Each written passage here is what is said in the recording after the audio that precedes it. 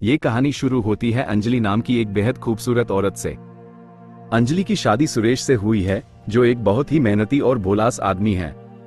सुरेश अपने परिवार को हर खुशी देना चाहता है, इसलिए वो काम के सिलसिले में अक्सर दूसरे शहर में रहता है। लेकिन अंजलि सुरेश की इस मासूमियत और दूरी का फायदा उठाती है। अंजलि का दिल सुरेश में नहीं बल्कि दर्पण में बसता है। दर्पण, जो कॉलेज में अंजलि का जूनियर हुआ करता था, अब उसका बॉयफ्रेंड बन चुका है। दोनों ने एक खुफिया रिश्ता बनाया हुआ है।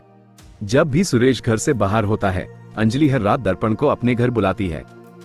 वो उसी पिछले दरवाजे से अंदर लेती है ताकि पड़ोसियों को जरा भी शक ना हो। अंजलि के घर में उसके साथ उसके ससुर, उसका छोटा बेटा और उसकी बीमार सास रहते हैं। सास की हालत बहुत खराब है, वो बुद्धि है और हमेशा बिस्तर पर ही पड़ी रहती हैं। अंजलि को उनकी सेवा करना एक बोझ लगता है। उसी लगता है कि उसकी खूबसूरती इस बीमार औरत की गंदगी साफ करने के लिए नहीं बनी है। इसी काम से बचने के लिए अंजलि ने रीना नाम की एक कामवाली राखी होती है। रीना ही सारा दिन सास की देखभाल करती है और घर का काम संभालती है, जिस वजह से अंजलि पूरा दिन दर्पण के साथ फोन और वीडियो कॉल्स पर रोमांटिक बातें करने में आजाद रहती है। लेकिन एक दिन कहानी में मोड़ आता है। रीना अचानक अंजलि के पास आती है और कहती है, मैम साहब, मुझे मेरी सैलरी चाहिए, मुझे कुछ दिनों के लिए अपने गांव जाना है। अंजलि उसी पैसे देकर भेजे तो देती है, लेकिन उसके जाते ही अंजलि की टेंशन बढ़ जाती है। फ्लैट सास की गंदगी और घर का पूरा काम उसके सिर पर आ गया था।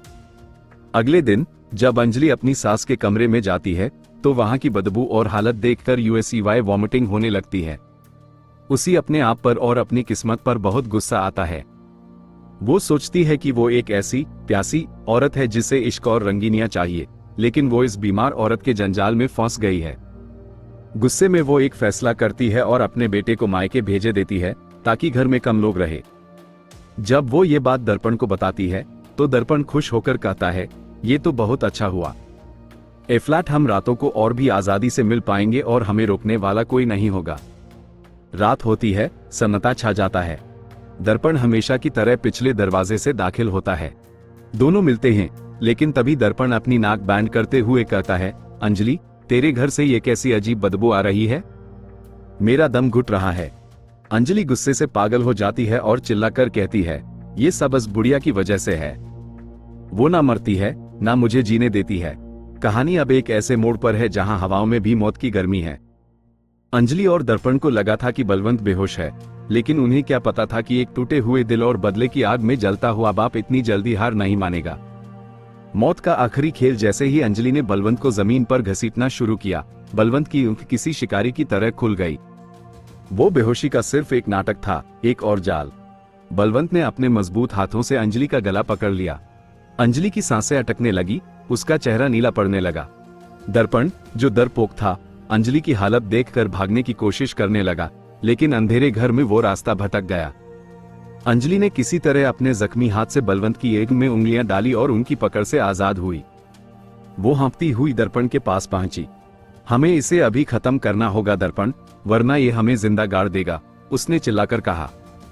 दोनों ने मिलकर बलवंत को कोने में घेरा, लेकिन तभी पूरे घर में एक अजीब सी आवाज गूंजी, एक रिकॉर्डिंग। सुबह में रोने चिल्लाने का ड्रामा करूंगी, किसी को हम पर शक नहीं होगा। वही लफ्ज, वही आवाज। बलवंत ने अपने मोबाइल पर अंजलि की सारी बातें रिकॉर्ड कर ली थी और उसी घर के ब्लूटूथ स्पीकर से कनेक्ट कर दिया था। अंजलि और दर्पण के पांव तले जमीन निकल गई। उनका गुनाह अब सिर्फ उनके बीच नहीं रहा था, वो दीवारों से गूंज रहा था। सुरेश की वापसी ठीक उसी वक्त घर के बाहर गाड़ी की तेज रोशनी चमकी। सुरेश घर पहुंच चुका था। दर्पण ने खिड़की से देखा तो उसके होश उड़ गए। सुरेश के साथ पुलिस की 2 गाड़ियां भी थी। बलवंत ने सिर्फ सुरेश को नहीं बल्कि पुलिस को भी चुपके से मैसेज भेजे दिया था। अंजलि पागल हो गई। उसने एक चाकू उठाया और बलवंत की तरफ भागी। निस्सब खत्म कर दूंगी। लेकिन बलवंत वही खड़े रहे। उनकी इन्हीं में डर नहीं बल्कि एक गहरी नफरत थी।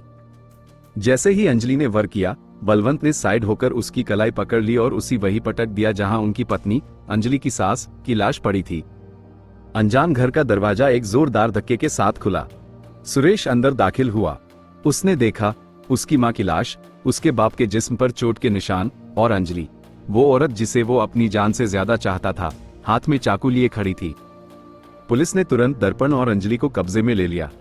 अंजलि ने सुरेश की तरफ देखा, रोने का नाटक करने की कोशिश की, लेकिन सुरेश ने अपना सर फेर लिया। बलवंत ने वो खूनी कपड़ा और रिकॉर्डिंग पुलिस के हवाले कर दी। कहानी का खात्मा, अंजलि और दर्पण को उम्र कैद की सजा हुई। दोस्तों, इस फिल्म का अंत जितना हैरान करने वाला था, क्या आपने वैसा सोचा था? कमेंट्स में बताएं, और अगर आपको मेरा समझाने का तरीका पसंद आया तो लाइक बटन दबाएं। ऐसी ही और फिल्मों की मिस्ट्री सुझाने के लिए चैनल को अभी सब्सक्राइब करें।